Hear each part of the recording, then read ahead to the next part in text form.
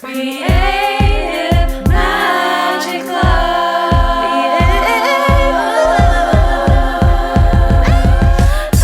What's up? This is Sarah Mack and welcome to Creative Magic Club. Together we'll discover inspirational stories of creative entrepreneurs living out their dreams, doing the work they are most passionate about, and building wealth in magical and fun ways.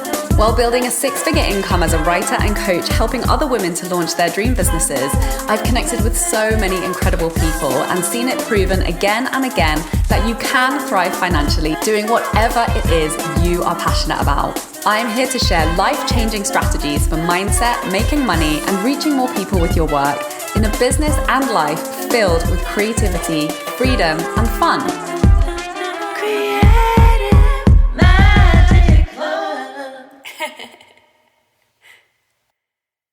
Hi everyone, welcome. I'm so excited to introduce my guest today. We have with us Robyn Savage. She is the host of the Brand Is You podcast. She's also launching a new blog called Becoming the Brand. She's been an entrepreneur for over 10 years and she's created multiple 6- and 7-figure brands along the way. Her gift is articulating your ideas, visions, and unique skills in a way that truly connects with your ideal clients so that your brand can become recognizable and sought after. Hi Robyn, thank you so much for joining us. Hi. Wow, you delivered that so well. Thanks. I nailed it. I didn't stutter one single word. You nailed it. Oh my gosh. So I'm so excited to dive into branding, particularly from the angle of like multi-passionates. And I have so many questions to ask you, but before we dive in, please tell us, like, how did you end up doing this work? What's your story?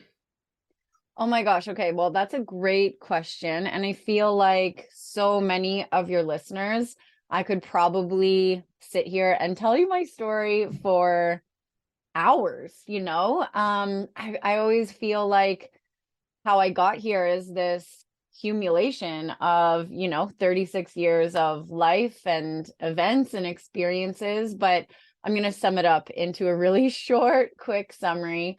I always had this desire to live, right? And I recognized actually recently through some healing work and personal work in my life that aliveness is one of my just core values.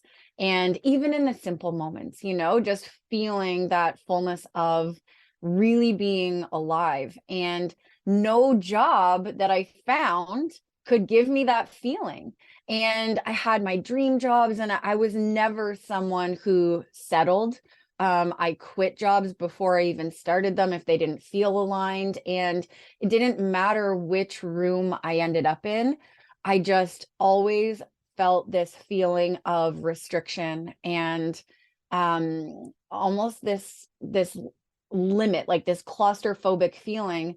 So I honestly never set out on the path to become an entrepreneur. I never recognized myself as innovative or business driven or entrepreneurial in any sense. And that desire to really feel alive in my life just pushed me to continue making these decisions that wound me up into, or not wound me up. I mean, that gives paints a kind of a funny picture, but kind of just catapulted me into this direction of starting my own thing.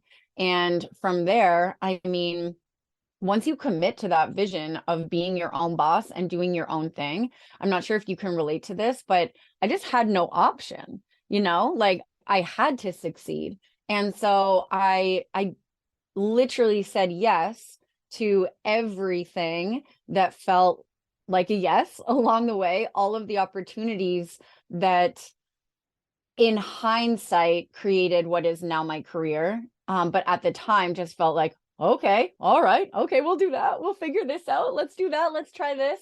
And I'm really fortunate because I did. I always figured it out. And I think that drive to feel alive and to make it work got me here.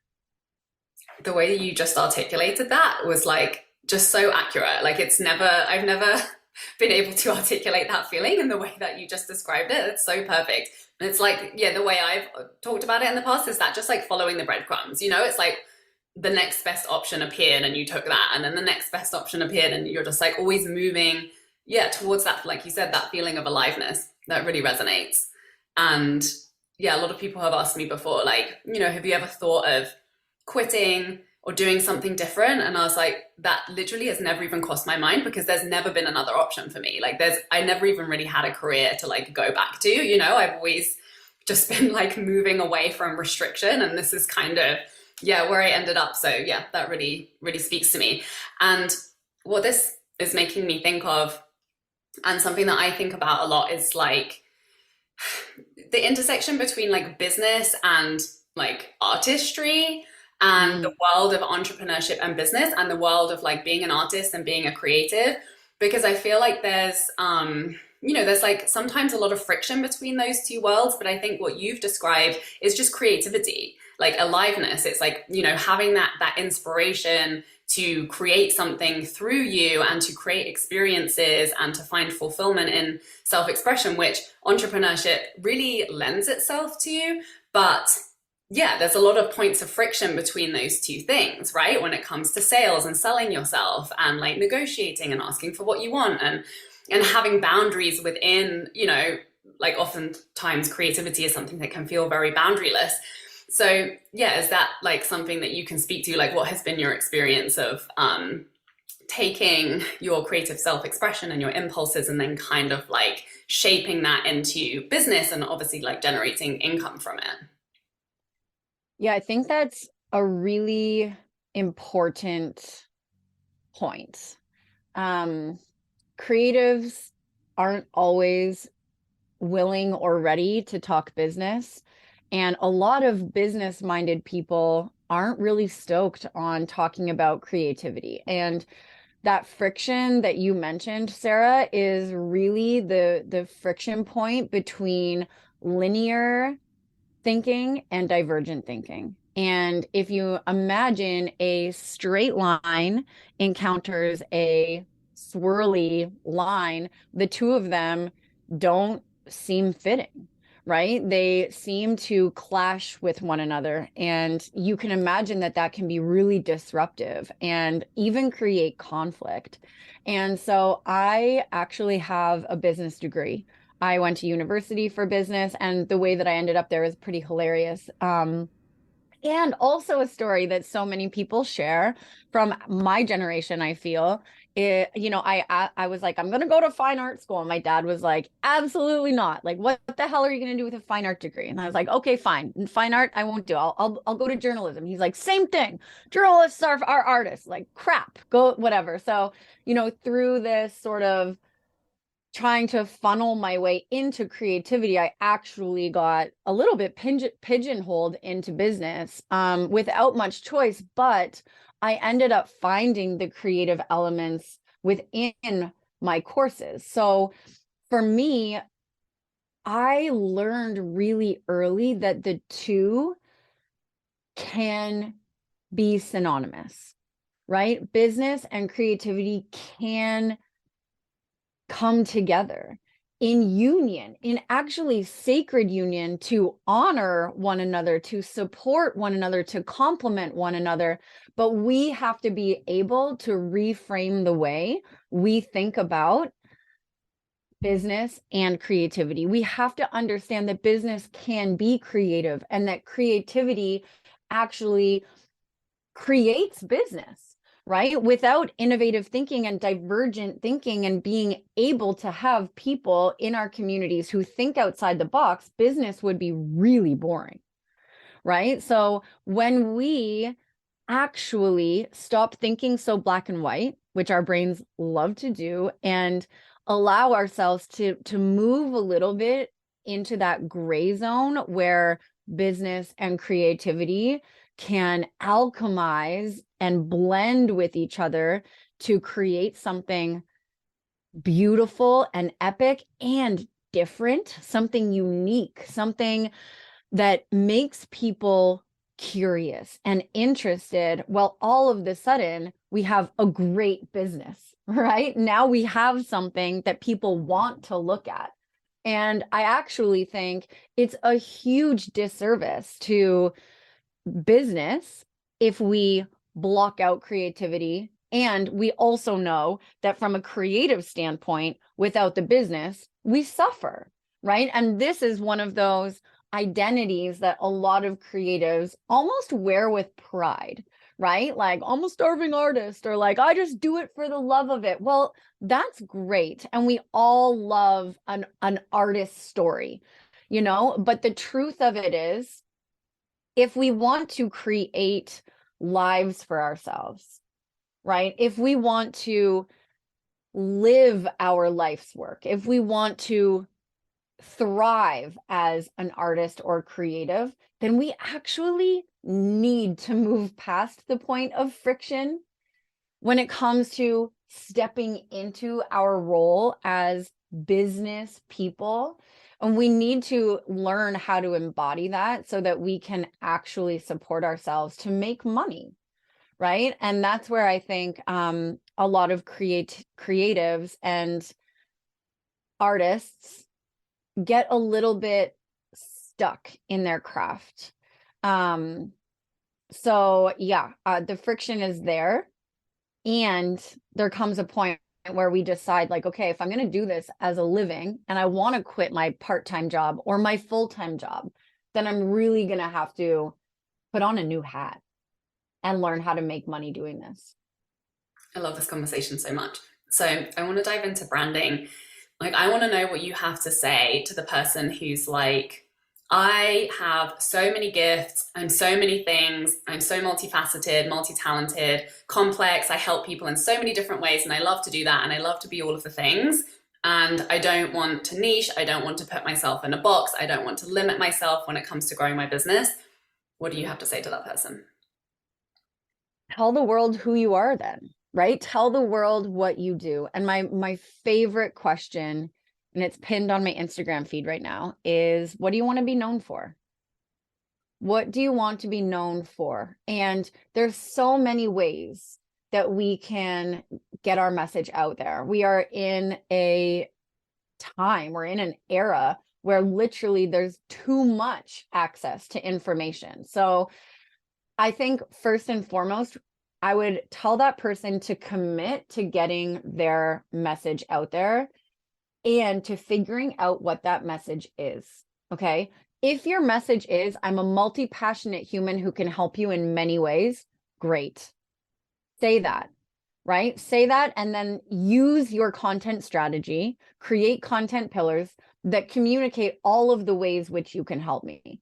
But what doesn't serve us is if you try and skirt around the issue, right? If you try and say, I'm a life coach who helps you get good at stuff. Well, okay, great, but that's not enough, right? So if you can take it one step further to say, hey, I'm a life coach who helps you get really good at stuff. Let's get you organized. Let's get you focused. Let's get you productive. Let's get you more joyful, and let's get you rich. Okay, great. Well, now let's talk about the ways in which you can help me. But what we see a lot in the world of business is the message and communication that we can only help people with one of those things, right? You can only talk about money. You can only talk about wellness. You can only talk about parenting. You can only talk about strategy. And that is where I just don't buy into that, right? I just don't believe that that's true, because just like you are multifaceted and all of your listeners are multifaceted and I am multifaceted, we are only creating more restriction for ourselves and integrating that old business paradigm that says, I'm only a secretary, I'm only a finance guy, I'm only a photographer. Well, guess what? It's 2023, and we actually can move beyond that to be in this world where we get to exist as all of us. But in order to do that, our ability to communicate and articulate has to be even better than it has been. So this would be my message is, yes, own all of you. Don't be afraid to be all of you, but know who all of you is so that you can very easily and readily articulate those things to us so that there's no miscommunication, there's no confusion. Don't leave gaps for people to create their own narratives. Tell us what those multifaceted parts of you are so that we can choose them. So good. Yeah, I Yeah. think something that's really helped me, as like a manifesting generator, somebody who like loves Mhm. diving into many different things, is this notion of seasons. Like it's okay to have different seasons, and also just recognizing that like my message, I feel like often it feels like we're talking about something drastically different when actually to the outside world it still like really fits into the umbrella of like who you are and your broader message, and it's okay to switch things up and be playful and experiment and have different seasons on different topics and things like that. Yeah, totally. And I think one of the things just on that point is, so for example, if you decided one day, and I don't know your brand that well, Sarah, but if you decided one day that you were going to start talking about supplements, and health had been something that was not ever on your radar before, you just had never talked about it, then, for example, you may want to do an introduction video. You may want to go live to your audience and say, hey, guess what? Recently, I've been on this journey and I've really started to embrace my health. I've started to explore what makes me feel better in my body and what gives me energy and what gives me more vitality and vibrancy. And I want to share these supplements with you because this actually really supported me. Right? So you may want to introduce this brand new topic to your audience because you are introducing another layer to your brand. But what we tend to do is we tend to get so micro in our messaging, right? Because we've all been told to stay small, only talk to one person. And what happens when we create multidimensional personal brands and we actually use these social channels to talk to people and have conversations is that when we have these daily conversations and they're already talking about these specific topics. So for example, camping, you love to camp, you love to be in nature. Most of your pictures are of you eating, right? You've got this really cool story. You're into creativity and storytelling. So when you talk about all of those things, we already know it. But in your mind, because you get so micro in here in your brain, you think, oh no, yesterday I was talking about camping and today I'm talking about running a business. This is so effed up.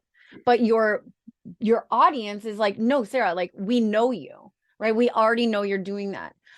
But when you go to introduce this new element and this new conversation, this new topic, that's when we can actually make a bigger deal of it and say like, hey, this is something that I've experimented with for myself, or this is a direction I'm going in, or this is something I'm introducing to my business, to my brand, and I want to talk to you about this. But once it's part of the chit chat, fair game.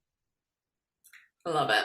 So when it comes to, significantly like growing visibility, reaching more people with your message, what are some of the main ways that you see entrepreneurs kind of getting stuck or hung up?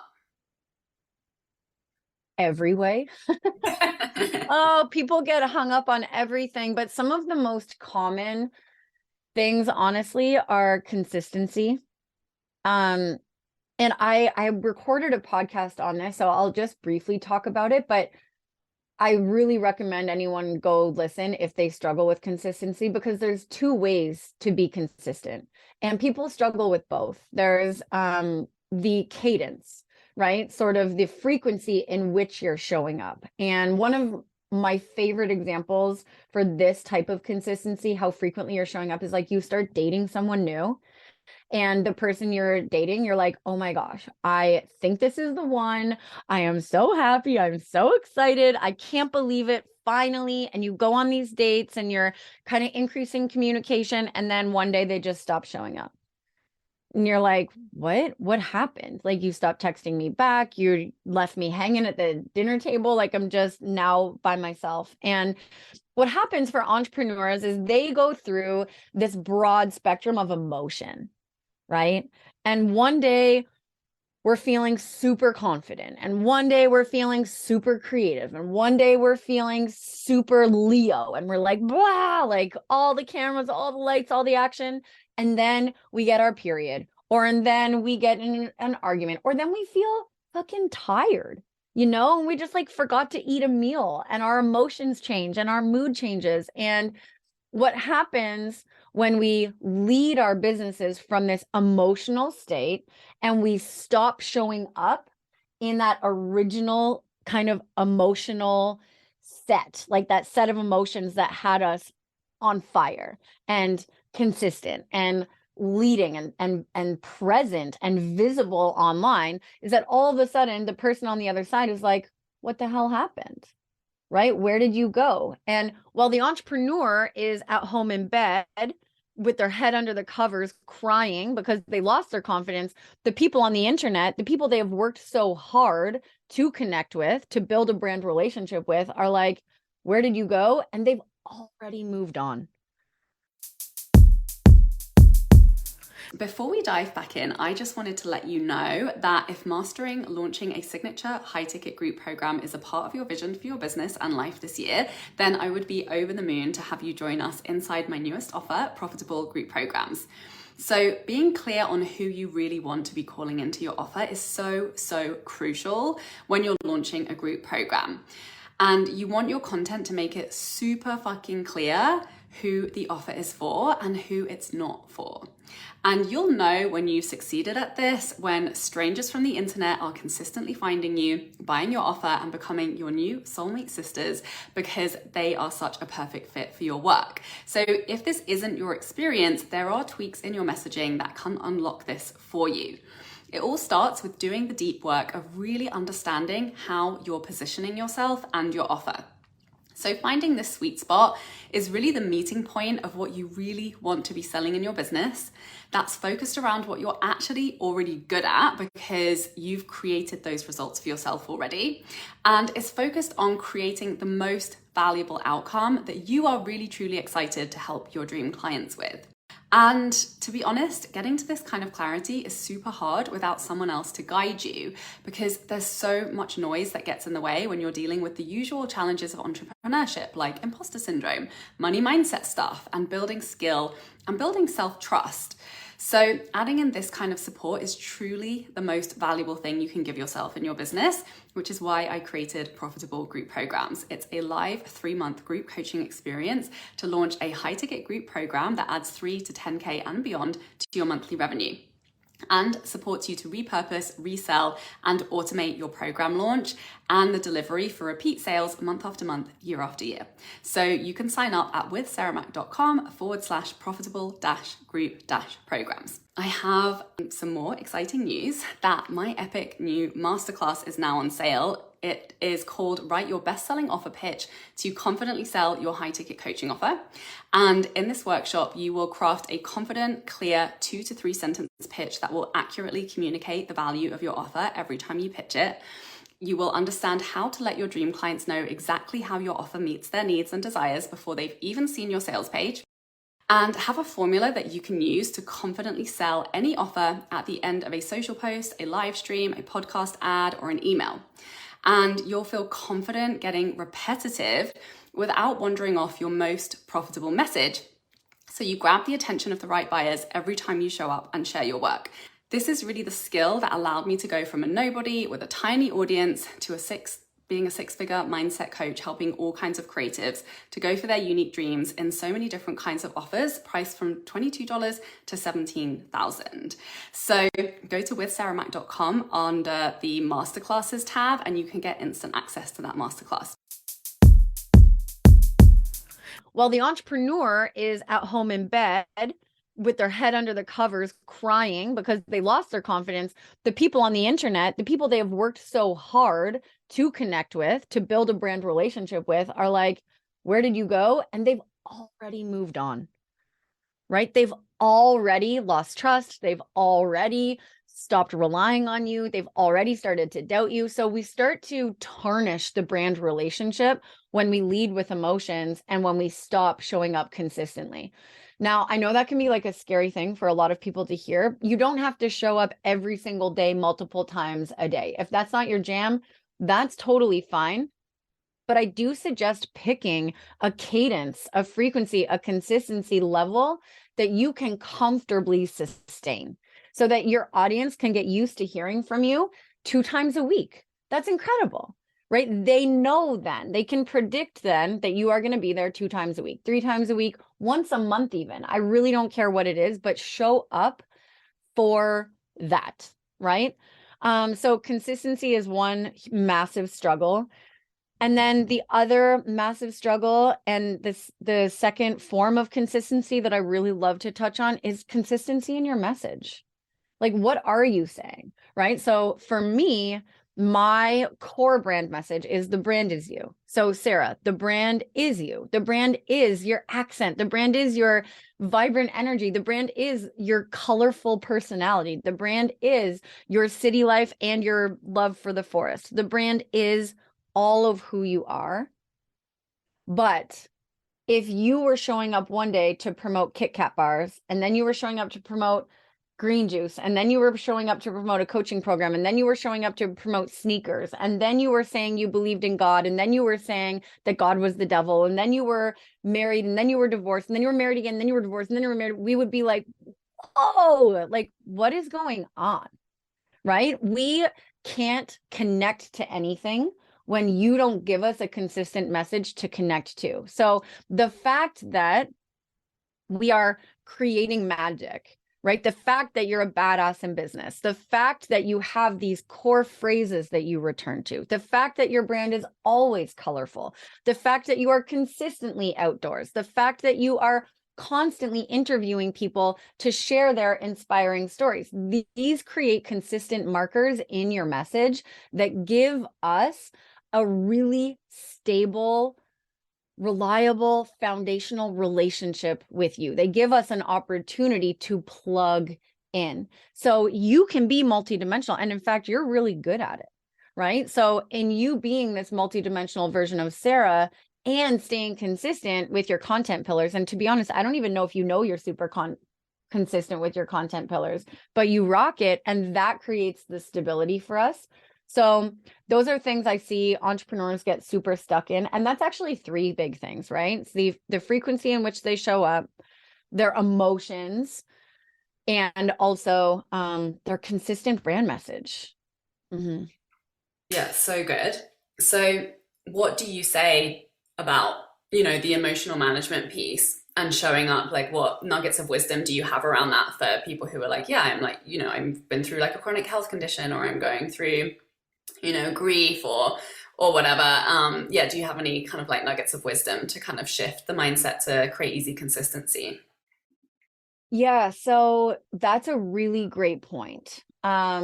Grief, oof, chronic illness, these things will knock you off your feet. And it's my honest belief that we need to let life knock us off our feet, right? We need to be able to lay in bed when we need to lay in bed. We need to be able to tend to our children and to heal our marriages and to take a week to pack up our apartments and move across the country. We need to be able to do those things.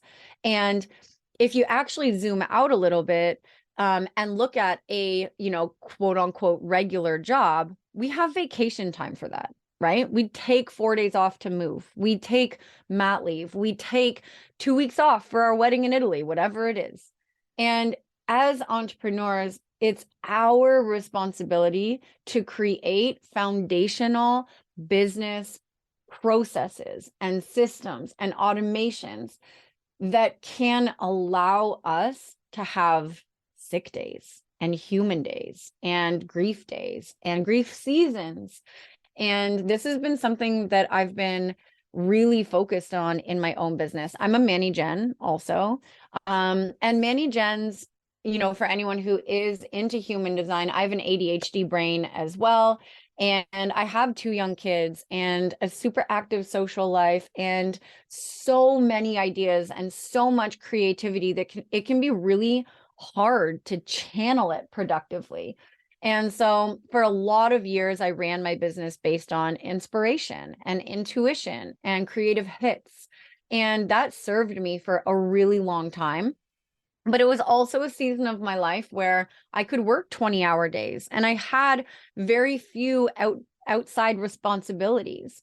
And as I got older and we bought a house with gardens and we have pets and humans to take care of, and my relationship requires nurturing and presence.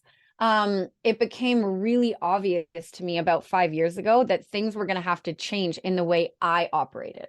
Right. So if you can imagine your business or a business has a COO, Chief Operations Officer, and that COO's job is to make sure that the entire company is operating efficiently and effectively, right? No resources being wasted, no time being wasted, that everyone's in the right roles. We've got human I can't even remember now. I want to say human design, human relations. Human Human resources. resources. That's mostly what my degree is in, which is hilarious. Human resources who organize people. And we've got all these different departments who are making sure the systems work, who are making sure that the client experience is on point and the customer service is there. And as entrepreneurs, I think it's really important. And I'm actually going to zoom out for a minute and take that one step further. But as creative entrepreneurs, right? Because this is where it gets really complicated and really tricky. As creative entrepreneurs, it's really important that we step back and we look at the bigger picture. Because for me, the thing that has dramatically changed my relationship to my business are things like batching content and having automated systems and having a website that hosts all of my offers that people can buy all of the time, having quarterly programs that I run on repeat. So I'm creating buying patterns in my audience. I have repurposed content going up. I have scheduled content. I have an email marketing plan. I have plans to grow my brand that are in the works behind the scenes. So for me, success really looks like eventually, and I'm not here yet, but I'm getting closer and closer. Success looks like the ability to say, grief has taken a hold of me today, and I cannot show up, and I don't have to, because my business is operating without me, and my brand is still out there in the world representing who I am and building connections the way that I need it to, so that I can take a fucking nap, right? So that I can relax or get married or have a baby or eat a meal and just sit, because I need to sit, right? And that would be something that I think we all need to look at one point in our journey as entrepreneurs, because we will find out very early on that it is super unsustainable to be 110% of the things 110% of the time. Yeah, that really resonates. It was similar for me. Like, I just built my business on creating content every day and creating new programs all the time and being in that real like inspiration and flow, and then having a ton of like chronic health stuff, like immigrating. We all went through the pandemic, and it's like suddenly when life stuff just gives you a big shit sandwich that you have to chew, and it's like taking up a lot of your time and energy. Yeah, it really forced me to into doing things differently. And for a while I was in the mindset of like, oh, like it's broken, or like I'm broken because I can't do things in the way that used to be working for me. And now, I've really been able to recognize like, businesses are just this like growing organism, and there are different seasons. And yeah, once you've been established for a few years, I mean, there are other opportunities and options to grow in a way that is better and like makes it easier, but it does require new skill sets, new like ways of looking at it, new ways of being in relationship to business. And yeah, it's a fun ride. And there's, once I finally like got out of the mental pattern that like something was broken, I was like, oh no, like this is just a new phase that I'm being invited to step into. And yeah, like stretching my muscles around things that I wasn't good at before, like batching and stuff like that. So I'm still kind of in that process, but Um, yeah, It's a really uncomfortable seat to sit in. And this is what I think a lot of us forget. Um, our businesses get to this stage where they do start to work, right? And we are drawn to whatever works. Like a fly to the light. We're like, holy shit, it's working. Oh my gosh. Like this is it. That's the goal, right? You want a business that works.